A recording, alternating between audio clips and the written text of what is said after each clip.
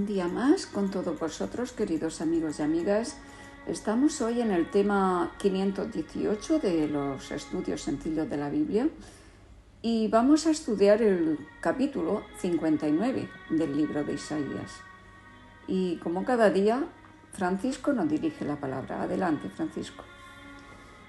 Comienza este capítulo denunciando el profeta todos los pecados de su pueblo y termina proponiéndoles el Señor una especie de armisticio para que puedan volver a ser su pueblo. Comienzo leyendo los dos primeros versículos. Dicen aquí: He aquí que no se ha cortado la mano de Jehová para salvar, ni se ha agravado su oído para oír, pero vuestras iniquidades han hecho división entre vosotros y vuestro Dios, y vuestros pecados han hecho ocultar de vosotros su rostro para no oír. Cuando los israelitas menospreciaban la ayuda de Dios, éste se apartaba a un lado y los dejaba a su libre albedrío, por lo que muchos atribuían las dificultades que acosaban a la nación a la incapacidad de Dios para liberarlos.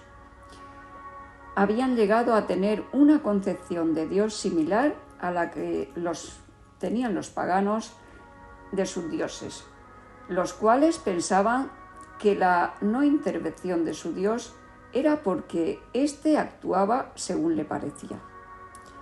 Este mismo pensamiento llegó a tenerlo los países enemigos de Israel, pues comparaban a Jehová con sus dioses, desprestigiando, por tanto, el poder del Dios verdadero.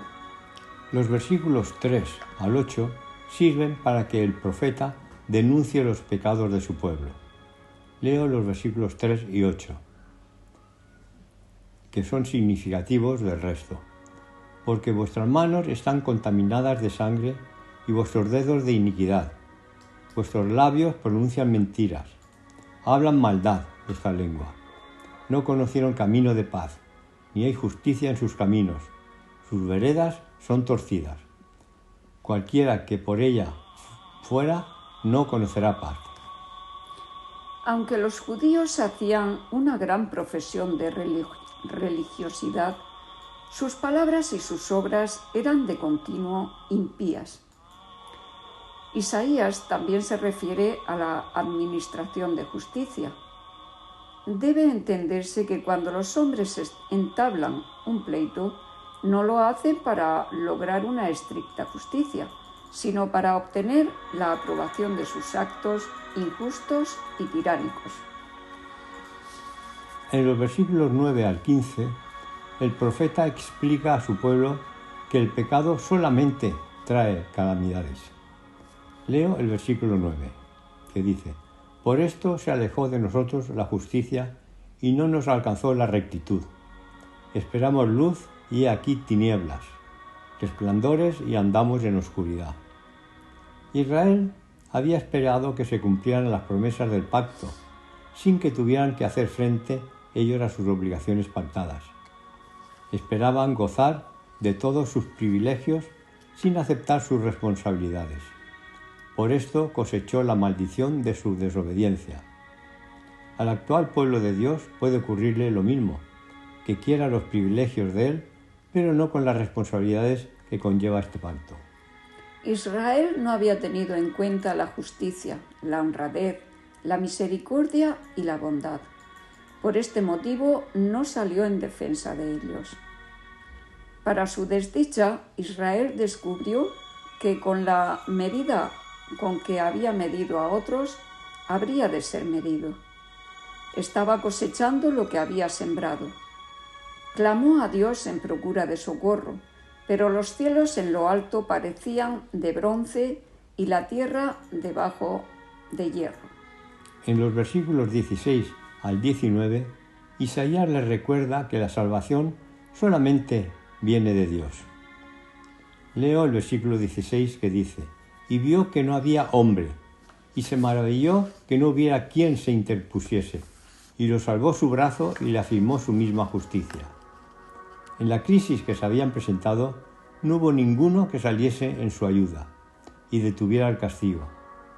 Desde el punto de vista humano, la situación era desesperada. El socorro debía de venir de Dios, como lo hizo en Egipto, en el Mar Rojo, y repetidas veces durante la peregrinación por el desierto en la ocupación de la tierra prometida. La crisis que enfrentaba Judá en los días de Isaías y la que hizo frente más tarde amenazaba con extinguir la nación. La completa impotencia de Judá ante sus enemigos parece aquí como un ejemplo de la ineficacia de toda la raza humana en su lucha contra el pecado y las fuerzas del mal. Sin la intervención divina, el hombre no tiene esperanza. Por lo tanto, Cristo se ofrece a sí mismo como rescate para muchos y entra por el arduo sendero del conflicto que finalmente lo llevará a la cruz. El versículo 18 nos dice así: como para vindicación, como para retribuir con ira a sus enemigos y dar el pago a sus adversarios. El pago dará a los de la costa. Para ser justo, el castigo debe ser proporcional a la culpa cuando Cristo vuelva. Lo hará para recompensar con galardón a cada uno según su obra. El Señor es tardo para la ira, pero vendrá el momento cuando castigará a sus adversarios y no tendrá por inocente al culpable. Leo el versículo 19 y dice: y temerán desde el occidente el nombre de Jehová y desde el nacimiento del sol su gloria, porque vendrá el enemigo como río, mas el Espíritu de Jehová levantará bandera contra él. La manifestación final del poder de Dios en favor de su pueblo hará que todos, desde un extremo de la tierra hasta otro, reconozcan su soberanía. Lo mismo ocurrirá con el pueblo de Dios en ocasión de la crisis final de la historia humana. Cuando los impíos de la tierra piensen que los santos están completamente en su poder, el Señor se manifestará destruyendo a sus enemigos y llevándose a los santos para que reciban su heredad. Bueno, para terminar voy a leer el versículo 20, que dice: y vendrá el Redentor a Sión, y a los que se volvieren de la iniquidad en Jacob, dice Jehová. Esta profecía se cumplirá con la segunda venida de Cristo. El Señor volverá entonces para salvar a su pueblo, a los que han abandonado sus transgresiones y lo han aceptado como su Salvador. Pues acabamos por hoy, queridos amigos y amigas. Pues mañana continuamos el estudio con el tema 519. Muchas bendiciones y hasta mañana.